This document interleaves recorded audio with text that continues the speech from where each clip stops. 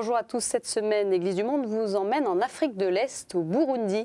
Ancienne colonie belge, le Burundi est devenu indépendant en 1962.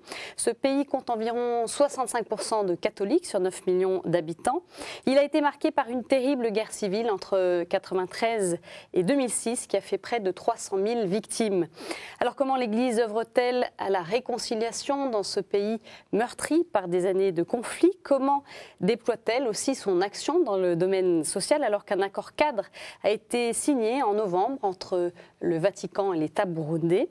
Enfin, quel est son dynamisme missionnaire aujourd'hui? Pour répondre à toutes ces questions, je reçois le Père Audace Manirambona. Père, bonjour. Bonjour. Merci tout d'abord d'avoir accepté notre invitation. Vous êtes lazariste, burundais, en France depuis 2004 et en mission dans le diocèse de Langres depuis 2010. Alors une première question, Père, on ne peut pas parler de votre pays sans évoquer ces terribles années de conflits ethniques entre Tutsis, qui représentent environ 15% de la population, et les Hutus, 85% des Burundais. Des conflits qui ont secoué votre pays depuis, grosso modo, les années 60. Aujourd'hui, est-ce que les problèmes ethniques ont été dépassés par le Burundi ? Effectivement, on ne peut pas parler du Burundi sans parler de ces conflits. Ça va faire partie maintenant de l'identité. Et d'ailleurs, parfois, quand je suis dans la rue, il y a des personnes, ou bien quand je visite une famille, où je me présente quelque part, on entend que je suis burundais, on me dit « Et alors, les conflits entre Hutus et Tutsis ?» Mais tout de suite, il faut dire qu'au Burundi, il n'y a pas que deux ethnies. Il y en a trois. Dans les proportions que vous avez données donc, dans les livres, on trouve un élément plus ou moins commun.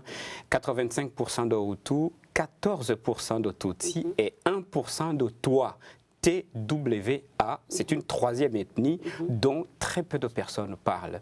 Et ça, bon, on peut presque dire que c'est les justices de l'histoire parce qu'effectivement, les conflits opposent souvent les Hutus et les Tutsis.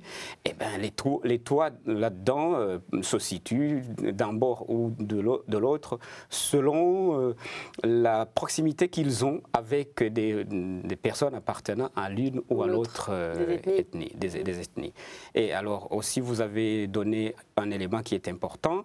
C'est vrai que depuis 1993, ce conflit a été porté à la connaissance de tout le monde avec les moyens, les masses médias, donc les moyens de communication. Ce qui s'est passé, on y assistait presque en direct. Je me souviens à l'époque, moi j'étais en théologie, j'étais en 4e année de théologie. Non, je commençais vraiment la théologie, c'était en 1993. Et nous avons entendu qu'il y avait eu un putsch, enfin que les militaires avaient arrêté le président de la République démocratiquement élu, qui venait d'entrer en fonction 100 jours seulement, une centaine de jours seulement, qui venait d'entrer en fonction une centaine de jours seulement auparavant. Et après, nous avons appris que donc il a été exécuté et que ça a déclenché tout ce que nous connaissons aujourd'hui, des tueries qui s'en sont suivies. Vous avez évoqué le chiffre de 300 000 morts et je pense que ce sont les estimations, ce sont des estimations officielles, que je pense être minimalistes plutôt. Non, minimaliste. Ouais. Donc je pense que c'est beaucoup plus que ça, mais déjà ça c'est trop. C'est trop. Par contre, donc quand vous avez évoqué les années 60, ces conflits datent des années 60, effectivement, mais une autre date qui doit être marquée et marquant dans l'histoire, c'est 1972. Nous avons eu aussi autour de 300 000 morts en 72, mais ces tueries, un véritable génocide, d'ailleurs quand on suit l'actualité et certains auteurs, dont Jean-Pierre Chrétien, donc ici à l'Université catholique de Paris, dont on parle d'un véritable génocide. Celui-là a été oublié.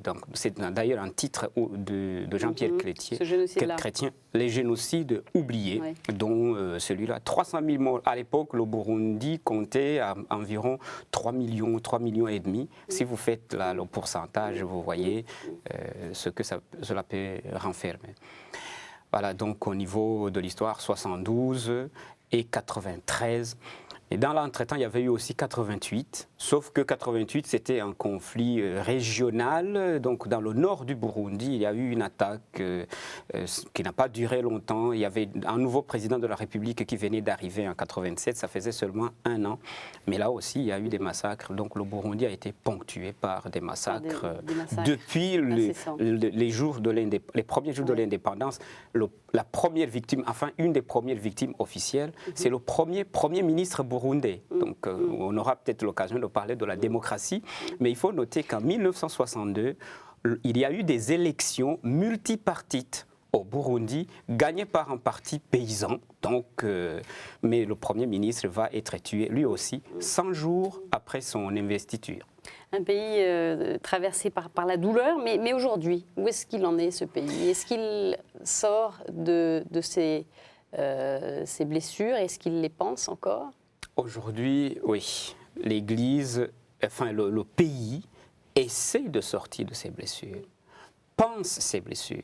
Mais il faut dire que le chemin sera long, aussi long que celui qu'il a connu depuis 62 jusqu'en 2012. Vous pouvez faire le calcul, ça vous fait 60 ans. Ça fait 60 ans. Alors, ça serait prétentieux de penser que les quelques initiatives qui sont prises, il y en a, peuvent suffire à résorber ce problème, ce conflit. Mais des initiatives de paix, de réconciliation, il y en a.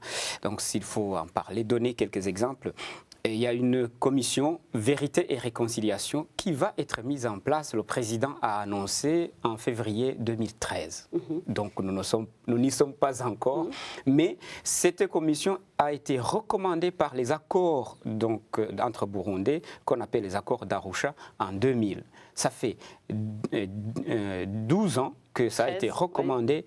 Mais pour mettre cela en place, c'est un peu difficile. Parce qu'il faut s'entendre sur les personnes qui vont composer cette commission pour que la commission, pour éviter les partis pris ou éviter qu'il y ait des frustrations, des insatisfactions d'un côté comme de l'autre. Donc, oui. Alors, on va écouter le témoignage d'une femme, Maggie, une personnalité engagée justement dans le processus de paix, sans relâche. Elle est Tutsi, elle a perdu 60 membres de sa famille dans les massacres ethniques. En octobre 1993, elle échappe elle-même à la mort lors d'une tuerie à l'évêché de Ruigi et sauve 25 enfants. Dans les premiers mois qui suivent ces massacres, elle fonde 3 centres d'accueil qui rassemblent plus de 400 orphelins Hutus et Tutsis, tous témoins de l'assassinat de leurs parents. Dans cet extrait de documentaire que l'on va voir, Maggie vient se recueillir sur les tombes des victimes de ce massacre d'octobre 1993. On regarde. Quand je viens ici, c'est un lieu qui me fait très très mal, qui me rappelle les massacres.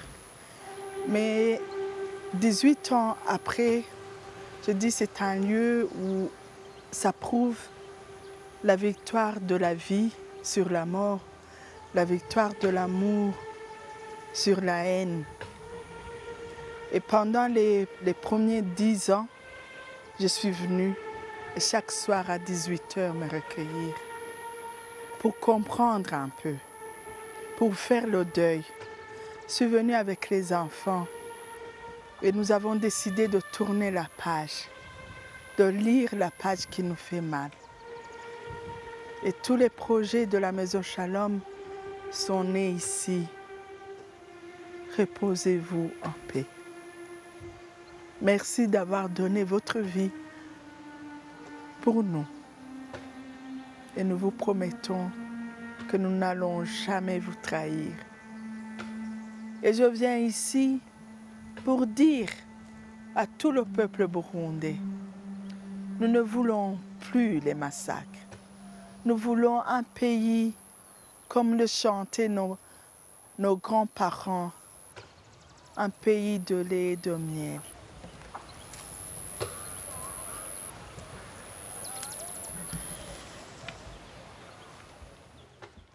Père, le Burundi est-il en train de redevenir ce pays de lait et de miel espéré par Maggie ?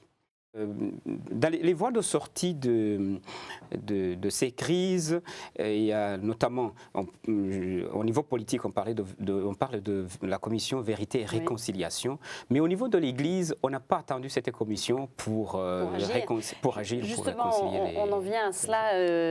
On voit là l'engagement d'une femme laïque et chrétienne, mais l'Église, elle a aussi développé une pastorale pour la réconciliation nationale. Alors dites-nous un petit peu de quoi s'agit-il? La politique de la réconciliation nationale, c'est une pastorale vraiment de l'Église. Alors, toute la conférence épiscopale s'est mobilisée parce que l'Église, dans ses responsables, s'était rendu compte que parfois il pouvait y avoir des compromissions. Donc, alors elle était touchée à l'intérieur d'elle-même parce qu'elle était aussi victime. Il y a beaucoup de prêtres qui ont été tués, là aussi depuis les années 60. Et les religieuses, et puis les chrétiens alors. Donc ces massacres des chrétiens. Alors on peut dire, quand on fait une certaine lecture, que ce sont des chrétiens qui tuent d'autres chrétiens, parfois des questions qui pourraient nous amener presque à poser la question de la foi. Et alors, se rendant compte de cela, et qu'il y avait des Burundais qui vivaient ensemble, des Hutus et des Tutsis, parfois d'abord à cause des liens de sang, qui disent « nous n'allons pas nous entre-massacrer, nous partageons la même réalité ». Les mêmes problèmes au niveau du pays. Alors nous sommes faits pour vivre ensemble et non pas pour nous entretuer. Et d'autre part aussi les témoignages de ceux qui sont morts, des Hutus et des Tutsis qui sont morts ensemble, qui disaient nous n'allons pas nous séparer, nous allons mourir ensemble. C'est comme ça que l'idée de la réconciliation est venue. Évidemment, l'Église a la chance d'avoir le trésor évangélique qui nous appelle à l'amour, qui nous appelle au pardon, qui nous appelle à la réconciliation. Et donc on a fondé des mouvements de paix et de réconciliation. En Kirundi, on dit Nduwa Mahoro. Ça se traduit je suis un homme de paix ou une personne de paix, si vous voulez. Je lutte pour la paix ou je vis pour la paix. Nduwa Mahoro, notamment, c'est une des associations qui ont été fondées par l'Église.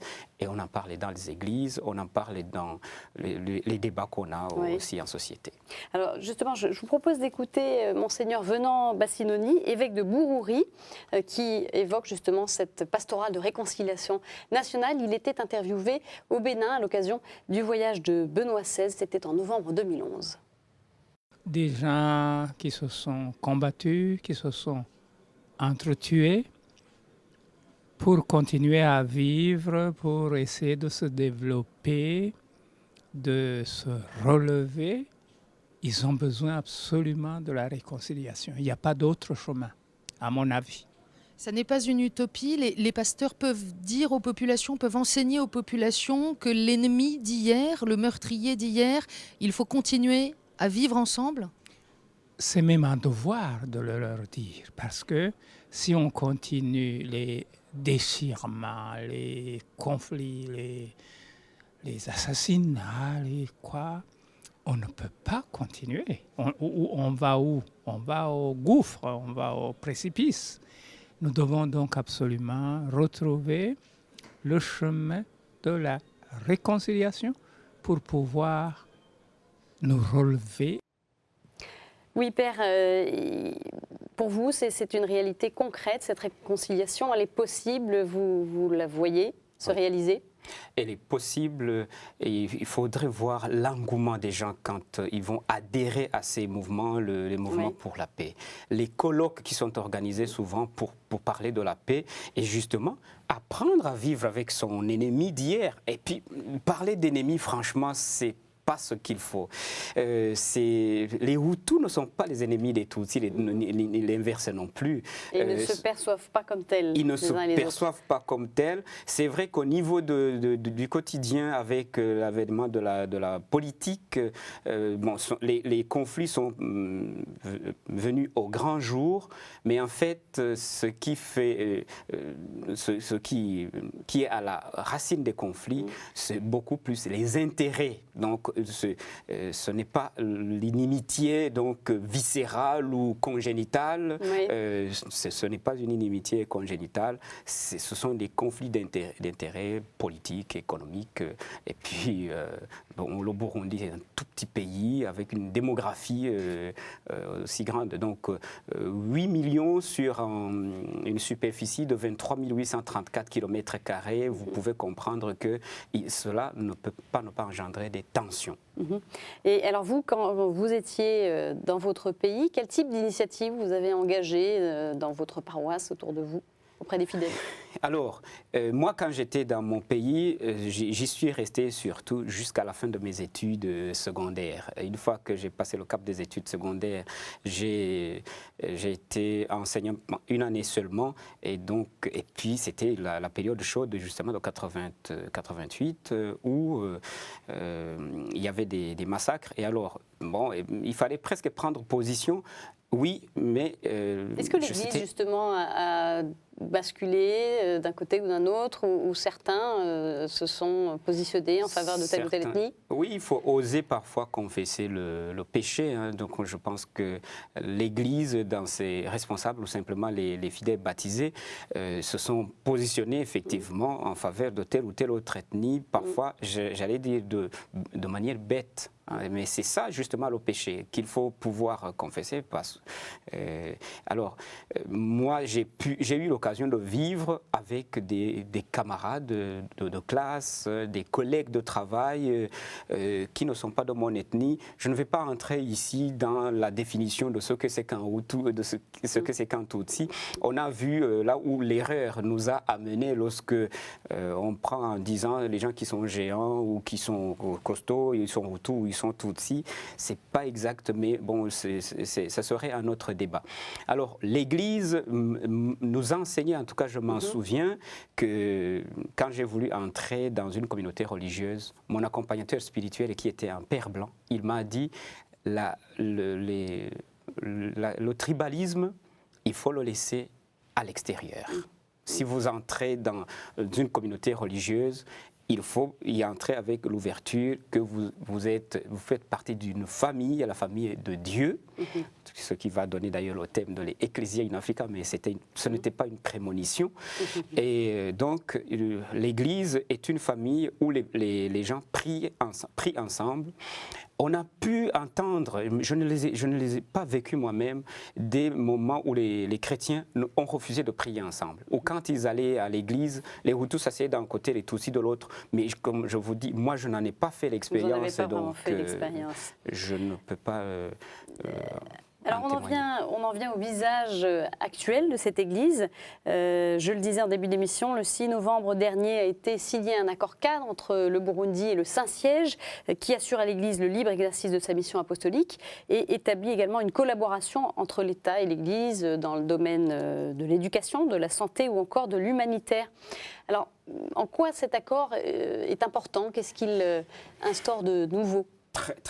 Cet accord est important parce qu'il actualise des relations qui se vivent. Alors, des relations de collaboration d'une part, mais aussi peut-être les relations de conflit aussi qui ont existé. Donc, avant l'indépendance, c'était clair, c'était l'Église qui s'occupait de l'éducation, de la santé et de l'humanitaire aussi. Je peux même dire du développement, parce que c'est l'Église qui en avait les moyens. Donc, je ne me souviens pas une seule fois que la mission consistait simplement à apprendre aux gens à prier et à lire simplement la Bible, surtout qui ne savaient pas. Voilà, c'était un rôle beaucoup plus vaste. Ouais. Et je me souviens que c'était l'Église qui avait les plus grands champs de caféiers, qui aidait les gens à cultiver de manière moderne, comme on dit. Et puis... après l'indépendance, les choses changent? Après l'indépendance, les choses changent, mais plutôt se stabilisent ou se solidifient, les relations donc deviennent peut-être un peu plus claires parce que dans les luttes de l'indépendance, l'Église n'était pas forcément du côté de l'État, du côté du gouvernement. L'Église était avec le petit peuple. Et je pense que c'est un petit peu pour cela que les élections ont été gagnées par un parti paysan, parce que la sensibilisation allait parfois jusque chez le bas peuple. Et là où on se rassemblait, c'était dans les églises. Et aujourd'hui, Père, puisque malheureusement le temps presse, ces liens, ils sont en train de justement de se stabiliser, de s'améliorer. Se stabiliser, s'améliorer, surtout que le gouvernement actuel est un gouvernement très ouvert pour ce qui concerne la foi, les croyances, Oui. Enfin les croyances, oui, la foi, les églises et les communautés de croyants. Le président lui-même, Il se dit pasteur protestant. Ou si vous voulez, on peut dire qu'il est pasteur protestant. Il a fondé une église. Bon, on dit souvent, on dit une secte, mais il faudrait bien préciser les choses. Et alors, comme la collaboration avait subi des revers lors d'un des gouvernements qui se sont suivis, il y a eu 4 présidents avant 4 ou 5 présidents avant le président actuel, dont un qui en voulait à l'Église, qui a essayé de décapiter l'Église, emprisonner les prêtres, et chasser les missionnaires, et puis empêcher les catéchistes même de parler de Dieu et de l'Évangile, et fermer les écoles, nationaliser les écoles jusqu'au séminaire. Alors, son successeur ou ses successeurs ont essayé de restaurer l'Église dans ses droits et de lui faire jouer le rôle qu'il a à jouer, l'éducation. Cet accord est finalement un peu l'aboutissement de tout un processus. Récapitule tout cela et lui donne une consistance qu'il n'avait pas, et une certaine clarté, je peux dire. Oui. Aujourd'hui, l'Église, elle est bien implantée. Hein. L'évangélisation, elle n'est pas très ancienne. Elle date de 1879 avec l'arrivée des Pères Blancs. Vous avez une Église qui est localement structurée, avec des vocations. Il y a une vitalité aujourd'hui? Oui, une vitalité qui me surprend moi-même. Ah. Oui. Vous prêtre. Moi prêtre. Comment mais ça se fait? peut-être que c'est cela. Et parce qu'aujourd'hui, on parle de crise de vocation partout. Alors, au Burundi, et vous n'êtes pas touché par la crise? Au Burundi, vraiment, on ne voit pas la crise de vocation. Non, il y a des vocations et puis des vocations sérieuses, là aussi, parce qu'il faut prendre le temps de discerner. En 10 ans, on va ouvrir un 2e séminaire. Il y avait 2 séminaires, un séminaire de philosophie, un séminaire de théologie, jusque dans les années 90-95. Et après le passage de Jean-Paul II, il y a eu... En 1990, en 1990. Donc après son passage, ça a pris, je pense, 5 ans. On a ouvert un 3e séminaire, donc cette fois-ci, qui recueillait seulement les théologiens. Et on avait les philosophes d'un côté et la propédeutique, c'est-à-dire la première année vraiment d'initiation ou de formation au presbytéral. Et maintenant, on va ouvrir bientôt un 4e séminaire. Donc ça, c'est effectivement un signe comme quoi il y a des vocations. Oui. Et comment se passe la vie sacramentelle? Parce qu'il y a des communautés, j'imagine, qui n'ont pas de prêtres. Ah oui. Grosso modo, vous avez d'ailleurs des figures chiffrées sur le nombre de prêtres? Des figures chiffrées, justement, je voulais les prendre, mais je n'ai pas pu les amener avec moi. Il faut compter entre 1500 qu'est-ce que je dis 1500 15 000 à 30 000 fidèles par prêtre. Ah oui, donc effectivement, il y a un manque de prêtres. Il y a un manque de Et comment ça se passe quand il n'y a pas un prêtre dans un village? Depuis que je connais l'Église a toujours su s'organiser sans prêtre. Et donc, ce sont les communautés ecclésiales de base, les petites communautés chrétiennes. Et donc, les gens se retrouvent pour célébrer, malgré qu'il n'y a pas de prêtre. J'ai appris plus tard que c'était des célébrations de la parole. Moi, je pensais que c'était des messes parce que les catéchistes rassemblent les fidèles, parfois 1500 fidèles, et ils partagent la parole de Dieu, l'homélie notamment. Donc, ils lisent tout comme à la messe, mais il n'y a pas de consécration, et donc ils amènent la communion qui a été consacrée la veille par le curé. Donc les catéchistes, ils ont le devoir d'aller chercher le Saint-Sacrement, donc les hosties, et pour pouvoir les partager avec les fidèles. Et le prêtre passe de temps en temps dans les communautés chrétiennes, donc pendant surtout les temps forts. Donc il s'organise. Donc une vie organisée qui s'appuie aussi beaucoup sur les laïcs. Merci beaucoup, Père Manirambona, pour votre témoignage sur votre pays, le Burundi. Alors vous pouvez retrouver bien sûr cette émission sur le site de la chaîne et je vous donne rendez-vous quant à moi la semaine prochaine pour une nouvelle édition d'Église du Monde. Au revoir. Merci.